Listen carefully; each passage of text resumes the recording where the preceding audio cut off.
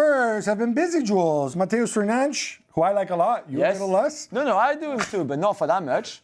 And Sandro Tonali are both on their way for a total expenditure of nearly 200 million. What's going on? Can you repeat the amount, please? 200 million. And by the way, in the last show, remember, our buddy Vinay, no. It's not a priority to get a real sporting director at this time. Oh, we have Roberto De Zerbi and stuff. And by the way, Vinay, we're not going to go at you. We know that you have a boss. It's not your club. You're just a CEO.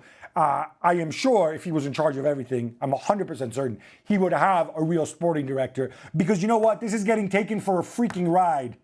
I mean, my ears are bleeding to just hear the amount they're spending on Tonali and Matheus Fernandes, who are not bad players, of course. Tonali is a wonderful player. Matheus Fernandes is a great talent with a high ceiling. But right now, neither of them is worth 85 million for Matheus Fernandes and 100 million for Sandro Tonali, in pounds, by the way. I think it's crazy. On top of that, there are huge contracts for them in terms of wages, huge commissions for agents as well. I just don't really understand. I don't understand. I think they will add talent to this team, great. Tonali explaining that De Zerbi was a big reason of why he accepted to come to Spurs, even without Champions League football, for example, or things like that. Nobody else would have paid that amount of money for Sandro Tonali anyway. Buying guys from a relegated team and a team that's under PSR restrictions. It's absolutely crazy. And meanwhile, Gabby, they've reached a £50 million, including bonuses, deal with Brighton for Luka Vuskovic, the centre-back, a player that we both really like. Yeah, we obviously like him more than they do because they go and keep adding Senesi and stuff like that. Yeah. And they've got this guy. Look, there's 20% sell-on. They have the matching rights. It's a smart deal for them, sure. Yeah, I think 50 million is probably not far off the actual market price for him. Yeah, to be perfectly honest. The matching rights, I think, are completely irrelevant because ultimately the player gets to decide where he goes. Brighton, sometimes they get things wrong. In this case, they got it right. It's a smart group. I'm surprised other teams didn't step in and get involved here. Elliot Anderson has done his medical while with England, and the move to Manchester City from Forest is done, with a number of around 116 million, Jules. Yeah, I was going to make the joke again and ask you to repeat it. I won't, not this time. Too much money. I know. We love Elliot Anderson. He's great. He's had a great season. He's young. He's got a huge potential, high ceiling, everything you want. He will get better and better. There's no doubt. But right now, to put that money down for him, I think is, again, crazy. Really crazy. He's not worth that. I don't know who is right now in world football anyway, to be honest. And for City to do it, I know that they need a replacement for Rodri, and Rodri is still there. And I know Nico Gonzalez is not good enough, obviously, but I think it's so much money. The Times of London report that 8 Tunisia players have tested positive for the banned substance clenbuterol, Gab. So they tested positive. There is no suggestion that this is a case of performance-enhancing drugs. But what it is these are trace amounts. It's considered an atypical finding. What I thought was interesting is clenbuterol, which is an anabolic steroid. They're going to investigate where it comes from, but it's used in cattle raising and meat production.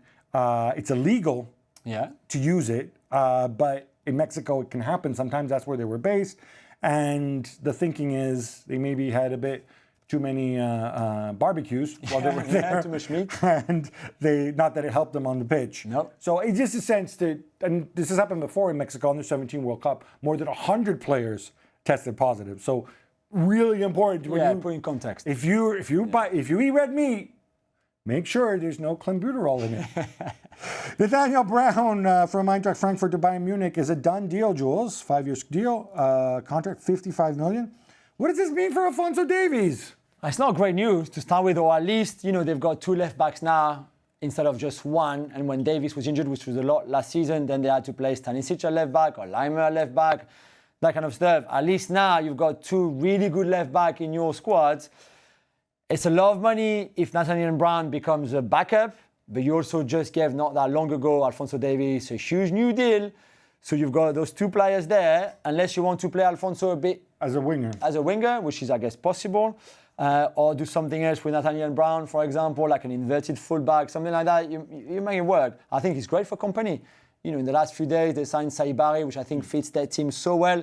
And now Brown, who's been outstanding in his World Cup, probably the only bright German performance in this World Cup. So Other than Kai Havertz, who's the best on earth. of course, we all know that. UEFA have issued their fines to club breaking financial stability rules, Gab. Among them, Aston Villa, Chelsea, Newcastle, Juventus, and Strasbourg. Yeah, well, I don't know if we do treat Chelsea and Strasbourg as a package. Cousins. So without going into too much detail, when people look at the size of these fines and the fact that they're conditional fines are suspended, essentially people can say, oh, these aren't going to be very big because it's Newcastle 3 million, Chelsea 1 million for violating the squad cost rule. I think this is actually pretty significant because it means that you have to keep tightening things up, hitting these targets year after year. And I think this shows that they're keeping a close eye on it. Also, Juventus and Newcastle will have to enter a settlement agreement, which will place more restrictions. And there's also squad restrictions as well in the Champions League in terms of if you bring a player out of your squad, you're limited in who you can bring in unless you reduce the overall cost. So it's not a headline thing. Nobody's getting kicked out yet, but I think it's having an effect. Speaking of Chelsea, Jules, your boy, Javier Pastore, former Paris Saint-Germain legend, and Palermo legend before that, says Enzo Fernandes is exploring options while also thinking only of Argentina at the World Cup. Amazing how the guy can do two things at once. Of course. But his statements are taken serious enough by Real Madrid that they feel the need to issue another statement saying that they're not pursuing him and won't be pursuing him. Yeah, I don't know what's going on in here. Who's doing their comms around Madrid? They did this with Elise already. Yeah, exactly. They did it with Elise. I mean, remember the whole Julian Alvarez saga as well and disaster class. This is another chapter in this already quite crazy summer from Real Madrid between the players that they have signed and Mourinho and then all those players that they've been linked with. There's no doubt that at some point I think they really liked Enzo Fernandes, that Mourinho is a big fan, that they need to strengthen their midfield. I'm not saying that Enzo is the answer, but you know where I'm coming from. And Pastore would not lie like this and saying they're interested and they've been in touch if they haven't been. So I don't know what's going on. There's nothing to be gained by issuing a statement. Yeah, absolutely. Absolutely. Salma Parihuelo leaving Barcelona. We know they're cutting back, but where's she going? Yeah, well, we don't know yet. The club announced 3 days ago via a statement that she was leaving this summer. And really, I think, considering her talent and again what she showed in the Women's Champions League final that you hopefully watch with us on Disney+, what an incredible player that she is and that she showed she was in that game against OL Lyon. Whether she comes to the WSL in England, whether she comes here to the US, to the NWSL, I think she probably has a lot of big teams waiting to see if she wants to join them. I think it's a massive loss for Barcelona, like Alexia Putellas was as well. Alexia Putellas and Parihuelo the same summer on the back of the players that also left a year ago. Years, it starts to be quite a lot for the European Championship. Producer Freddie, who's a big fan of women's football, reckons she's going to the London City Lionesses. Well, yeah, that's where Putellas has gone as well. And Michel Kang building quite an impressive squad over there. Another manager, moving, Gab, is Ange Postecoglou, who have just been officially announced today as the new Al Nassr manager. Yeah, they didn't love him enough in Europe, I guess. So he's going back to Asia. You wish him well. I know he's going to make money off it. Sure. He's going to have some pretty big celebrity players. I don't quite know. It doesn't seem like an obvious fit, his style of football with Cristiano at this age, but who knows? Stranger things that happen. Yeah. Meanwhile, it's official. Bruno Genesio is the new Olympique Marseille coach. Jules, he's got quite a job in his hands because this is a bit of a messy situation. It is a bit tricky for him. They wanted him all through the summer. It took that long since he left Lille, where he did a good job for the last 2 years at the end of the season. And now because Habib Bey was still the Marseille coach, you know, he had been there for 4 months. He had another year on his contract. Why did Marseille give him 18 months? We will never know. Because he would have taken 6 months. Yeah, exactly. Absolutely. He would have just finished the season. So now they had to find a way of getting rid of Habib Bey before appointing Bruno Genesio. You're right, Gabby. He has a big job on his hand. They will make a lot of cuts. They have to make cuts, sell big players like a Mason Greenwood, for example, to get money and balance the books and get a bit more positive their balance right now. So it's a big job. But he's a good coach, that's for sure. But he's also a Lyon born and bred former player, former coach. And when you know the rivalry between the two Olympic, obviously Lyon and Marseille, I'm not sure how the Marseille fans will feel about him arriving. Marseille bigger rivals for Olympique Lyon than Saint-Etienne? With Saint-Etienne. No, it's still Saint-Etienne first and PSG for Marseille, but they're very close second for both of them.